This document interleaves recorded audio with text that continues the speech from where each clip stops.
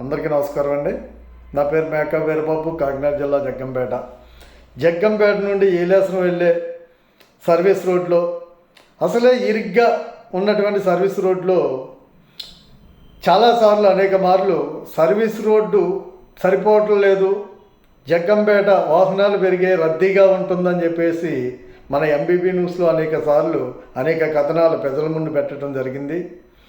మరి ఏదైతే జగ్గంపేట నుండి ఏలేశ్వరం వెళ్ళే సర్వీస్ రోడ్లో ఇంధన కృష్ణమూర్తి గారు, మాజీ ఎంపీపీ గారు ఇంటి వద్ద సంవత్సరం కాలం నుండి అక్కడ ఉన్నటువంటి బిల్డింగుని తొలగించడం జరిగింది. అది శిథిలావస్థ చేరటంతో దాన్ని అవసరం తీరిపోయి లోపల భాగం ఏదైతే ఉందో వాళ్ళ పని కట్టలేకుండా దాన్ని ఖాళీ చేసుకుని రోడ్డు మీదకి వేస్ట్గా వచ్చిన మెటీరియల్ అంటే ఇటుక బెడ్డి, సిమెంటు, చెత్త చెదారం రోడ్డు మీద ఇడిచిపెట్టి, అంతేకాకుండా దానికి కర్రలు సపోర్ట్ పెట్టి చాలా నెలలుగా అలా ఇడిచిపెట్టడం జరిగింది.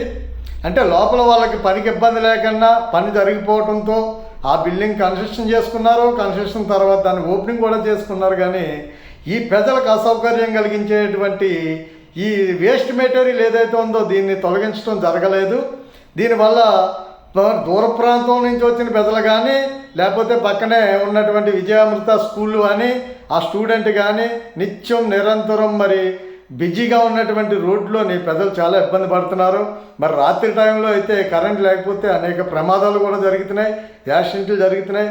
దీని మీద నేషనల్ హైవే సిబ్బంది వారు కానీ, లేకపోతే ఉన్నతాధికారులు కానీ స్పందించి తక్షణమే ఆ కర్రలో వేస్ట్ మెటీరియల్ ఏదైతే ఉందో దాన్ని వెంటనే తొలగించి ప్రజల రవాణాకి ఇబ్బంది లేకుండా ప్రజలకు సౌకర్యం చేయాలని చెప్పేసి వీడియో ద్వారా తెలియజేసుకుంటూ సెలవు తీసుకుంటున్నాను. జై హింద్, జై భారత్.